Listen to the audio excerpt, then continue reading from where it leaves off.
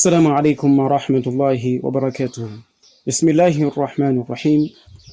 الحمد لله دائما أبدا، والصلاة والسلام على ختام الأنبياء أحمد وعلى آله وصحبه وسلم تسليما أما بعد. Series yathu imene ikuchira kuti kukwaniritsa chilakolako cha mthupi. Chifukwa chani tikubwera ndi mutu umenewu? Mu nthawi imene tikudusa ino ndi nthawi imene tikumana ndi ma challenges angapo momwe wathu tsiku ndi tsiku. Challenge komanso vuto lambiri limene tikumana nalo ndilo anthu ambiri tili money oriented. Money oriented ndiye kuti kwambiri anthu tikumapanga zinthu kwambiri zimene tikuona kuti zitibweretsera ndalama pamapeto pake. So it's either kutangwanika kwambiri kumbali khudzana ndi malonda amene tikupanga, kapenapo maphunziro amene angatipangitse kukhala anthu otukuka komanso opeza njira zina zatsopano ndi maupangiri amene tingachitire bwino pa kayendesedwe ka company, kayendesedwe ka factory, kayendesedwe ka business yathu, business ngati zimenezo. Kumachidwe kwambiri chimene anthu tikumasakasaka ndi career guidance. Chinthu chimene timafuna kudzachita pa umoyo wathu, timasakasaka mmene tingachipangire. Kwambiri anthu tikumakhala oyang'ana mbali ngati zimenezozo. Zimenezi zikutipangitsa onena kuti anthu sitikumakhalanso ndi chidwi chimene tikumachikapo kumbali ya umoyo wathu wa mbanja. Kunanthauza kuti tilibe ngati mwachisanso ma pre-marriage guidance tilibe, marital guidance tilibe, bedroom guidance tilibe. So zimaoneka kuti izizi zisizofunikira kwenikweni poyerekeza ndi zinthu zinazo. Endi zimene tikumaziona kuti nzofunikira kwambiri ndi zinthu zimene tikuona kuti pamapeto pake zibweretsera ndalama. Vuto limene lili kumaberekanso vuto linzake lomwe kwambiri ndikusakhutitsidwa komanso kusakwaniritsidwa kapena kulephera kukwaniritsa zidakulaku zanzako kubanja, zomwe zikumabwera kambaonera kuti munthu uli money oriented kwambiri umangoyang'ana kuti sungaphunzire mmene ungakwaniritsa zidakulaku zanzako kubanja ayi, umangoyang'ana kwambiri mmene ungakwaniritsire kupezera ndalama. Nde kama kachimene chikupangitsa onena kuti usadziwe maupangire ena amene ukhoza kukhala nawo amene ungakwaniritsire zidakulaku zanzako. Ndi zimene zikumapangitsa zimatsegula khomo loti munthu tsopano upezeke zonena kuti wagwera munja amene imachedwa kuti sexual autonomy. Munthu kumaona kuti ngati zikupeza zoti zikukanika nyumbamo mapita kumatuluka tsopano kumapita kunja kumapeza zonena kuti wamba kumapanga zinthu za haramu. Kupanga zinthu za haramu kumeneku kukumaonetsanso ngati mwina sipali pofunikira kwenikweni, kuti ngati zili ngati mwina dini kumbali ngati imene isidayang'anepo. Ngati dini ndi muzikiti mokha ndi zinthu zina, koma dini sidakambepo chilichonse kumbali khudzana ndi umoyo wa tsiku ndi tsiku wa mbanja wa munthu. So awa ndi ma challenges atatu amene tikumana nawo mu nthawi zino, ndipo ndi amene satipangitsa kunena kuti tibwere ndi series imene tikuyitcha kuti kukwaniritsa chilakolako cha mthupi, ndi chenga chonena kuti tiyesere kupanga tako ma issues ngati amene wa ndi nkhani yayikulu kwambiri yomwe yagunda mbali zosiyanasiyana, koma sitingathe kufikira mbali zonse. Komano tangosankha mbali zochepa chabe, like mu 100% ndi kuti tangotengamo 5% yokha ndi imene tingayikambirane panopa inshallah tabaraka wa taala. Nesho zena ndo kuti mwina sitingathe pano kwa kamba panopa malingana ndi mmene alili inshallah. Yeah, so tikabwera ngati mu nthawi mtumiki alayhi salatu wassalam, tibwere mu nthawi mtumiki alayhi salatu wassalam, tikupeza kunena kuti pankhani ngati imeneyi nkhani ikhudzana ndi kukwaniritsa chilakolako cha mthupi. Fa ena mwina akhudza kukhala kuti ambakalenso kumene kuyankhula mu mtima kuna kuti no shame mukuti bwanji makama zona like are you serious kuti mufuna tizikambirana nkhani ikhudzana ndi kukwaniritsa chilakolako cha mthupi. Izi zimene dini kuti kuphunzitsa anthu ena akhudza kukhala zonena kuti mitima mwawo amba kumakhani maganizo ngati amene. So ndikufuna musana malize kudziyankhula mu mtima mwanomo, ndifuna mudziwe zonena kuti ingakhale munthu mtumiki alayhi salatu wassalam kumbali ngati zimenezi pali mahadithi ambirimbiri amene mtumiki alayhi salatu wassalam atonisira kuti palibe chovuta chilichonse. In fact dini yakhudza kumene mpaka na mbali imeneyo ya umoyo, dini yakhudza mpaka na mbali imeneyo ya umoyo. Ndi sikuti kuyankhulana pa nkhani ngati zimenezi kuti anthauza onera kuti ndiye kuti makasungati munthu yakudziyankhula mosunga amayankhulidwe ake komanso moyang'ana kuti ndi mtundu wanji wa anthu umene akuyankhula.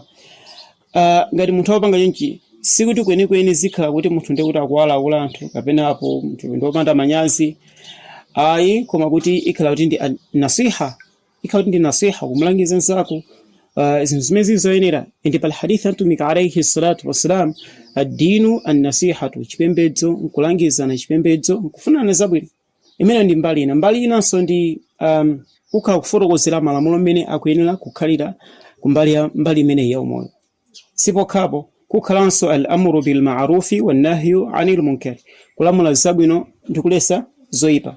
Ndi mmene muso mmene mtumiki alayhi salatu wassalam amafotokozera malamulo ankhani khudzana ndi mbali imene ya umoyo. Amafotokoza ngati nasiha, amafotokoza ngati kufotokozera malamulo, amafotokoza ngati al-amru bil ma'rufi wan nahyu 'anil munkar. So chimodzimodzinso zolinga zathu ndi sidi zimene ya kwanitsa chilakolako cha mtume ndi an-nasiha, ndi kudzabwino mwa dino nasiha, kufunana zabwino, komanso kulangizana, komanso kufuna tifotokozere malamulo kuti kodi mbali imene ya umoyo malamulo dini ikuti phunzitsa motani. Sipokhapo komanso ndikulamula zabwino ndikulesa zinthu zoyipa. So tikabwera mwachitsanzo mu buku al-Bukhari, tikabwera mu buku al-Bukhari tupeza kuti ar-Rasul Muhammadun alayhi salatu wassalam akutiphunzitsa. Ndi hadithi imene ingoonesa ona kuti munthu mtumiki alayhi salatu wassalam khani ngati zimene zimayankhulidwa kapena tikupeza onena kuti mtumiki alayhi salatu wassalam akwaphunzitsa masahaba radiyallahu ta'ala anhum ndi onse amene akubwera pambuyo pawo kunena kuti idha jalasa baina shu'abiha al-arba'i, mwamuna akakhala pakati pa ziwalo zinayi za mkazi, thumma jahadaha, kena unagwira ntchito, faqad wajaba al-ghuslu, kusamba kwakhala kwa chikakamizo kwa iyo. So mukhudza kuona kuti hadithi imene nthawi zambiri tikamayiphunzira kapenapo tikayimva kwambiri timayimva kumbali khudzana ndi janaba kuti faqad wajaba al-ghuslu. So kukumana banja ndi chinthu chimodzi chimene chimapangitsa kapena kuti kugonana chinthu chimodzi chimene chimapangitsa kuti anthu musambe. So mbali imene timene timayang'ana, koma kuti muyipange zoom in hadithi imeneyi ndi kuyiyang'ana ndi maso akulu kwambiri, mupeza zonena kuti hadithi imene mtumiki alayhi salatu wassalam akutifotokozera kenzo khudzana ndi mkumano pakati pa mwamuna ndi mkazi ndi mmene akumanana. Mtumiki alayhi salatu wassalam akuti mwamuna akakhala pakati pa ziwalo zinayi za mkazi, this is one of the sexual position imene mtumiki alayhi salatu wassalam akutifotokozera ya mmene anthu ojanaba yawo ikubwerera. So the issues amene mtumiki alayhi salatu wassalam anapanga address chimodzimodzinso muhadithi kumupeza mu kitabu ya at-Tirmidhi tupeza kuti Umar radiyallahu ta'ala anhu adafika kwa mtumiki alayhi salatu wassalam ndikumuza onena kuti halaktu, ndaonongeka. Ndi pamene mtumiki alayhi salatu wassalam adamfunsa Umar kunena kuti ma ahlakak, nchani chimene chakuononga iwe Umar? Umar anzikiri radiyallahu ta'ala anhu, hawaltu rahli al-bariha, usiku tamugora mkazi wanga chakumbuyo.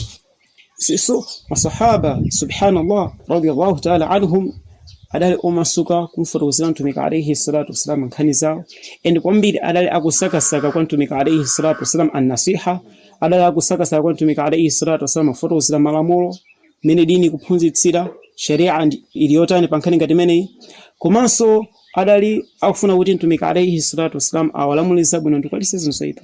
So madebe chovuta chilichonse kumbali ngati imene chimodzimodzi tikupeza kunena kuti nkhani imene sidangokhala pakati pa amuna okhaokha, ingakhalenso azimayi amadza kwa mtumiki alayhi salatu wassalam ndikumafunsa mtumiki alayhi salatu wassalam ma issues okhudzana ndi kwanitsa chilakolako cha mtume. So mwachitsanzo tikumpeza Sulaimin yemwe anali mayake Anas ibn Malik radiyallahu ta'ala anhuma, akumufunsa mtumiki alayhi salatu wassalam koma akuyamba ndi hadithi imene peza mu kitabu al-Bukhari, akuyamba ndi maonena kuti inna Allaha la yastahi min al-haqq, ito Allah subhanahu wa ta'ala sajida manyazi kufotokoza choona kodi ndi wajibu nzachikakamizo kwa mkazi kusamba akazilotera. Imene ndi funso limene Sulaimin akumfunsa mtumiki alayhi salatu wassalam, kodi ndi wajibu kwa mkazi kuti akazilotera asambe? Ndipo yankha mtumiki alayhi salatu wassalam akumuyankha ndani? Mamuna? No, akumuyankha mzimayi. Mzimayi akumfunsa mamuna, mamuna akumuyankha mzimayi. Mtumiki alayhi salatu wassalam akuti chani?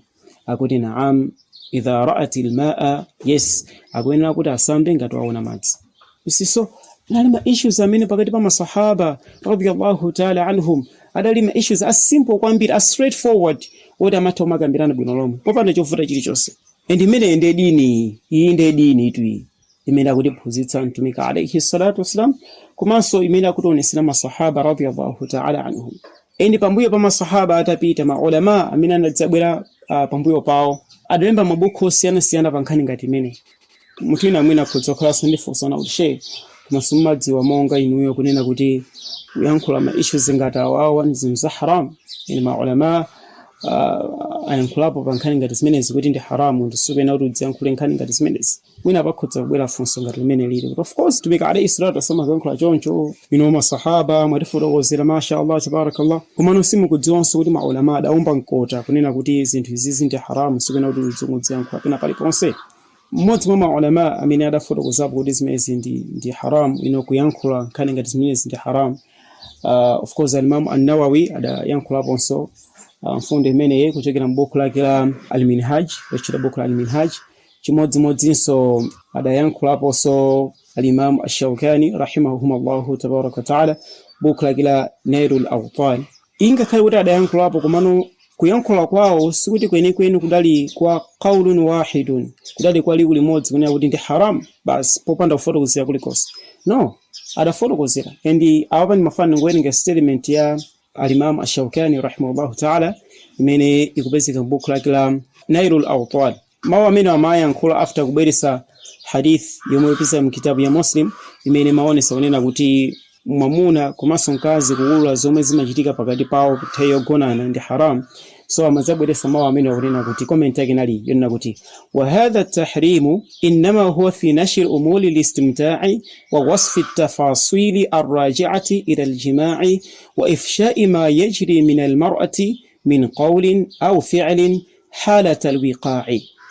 Kulesedwaku nkwakuchukitsa basi zinthu zochitika nthawi yogonana ndi kusimba tsatane wazokhudza kugonana ndi kufalitsa zomwe mkazi amayankhula ndi kuchita pogonana. Wa amma mujarradu dhikri nafsi al-jima'i fa in lam yakun fihi fa'idatun wala ilayhi hajatun famakruhun li'annahu khilafu al-muru'ati wa min at-takallumi bima la ya'ni. فإن كان إليه حاجة أو ترتبت عليه فائدة فلا كراهة في ذكره. Sono kungo yankhula chabe zogonana ngati palibe phindu lililonse ngakhalenso kufunikira kulikonse zidzakhala makruh, chifukwa nkusemphana ndi umunthu komanso kuyankhula zomwe sizikukhudza. Koma ngati pali kufunika kutero kapena pali phindu ndiye sidzakhala makruh kudziyankhula. Amene ndi al-Imam ash-Shawkani kuchokera m'buku la Nailul Awtar.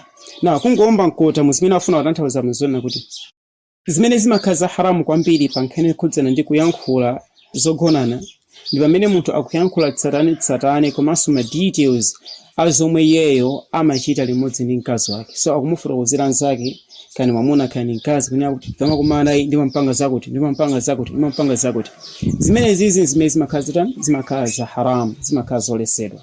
Kuchukitsa ndi kufalitsa ma details amene munthu amachitira limodzi ndi mkazi wake kapena mwamuna wake nyumba kuchipinda.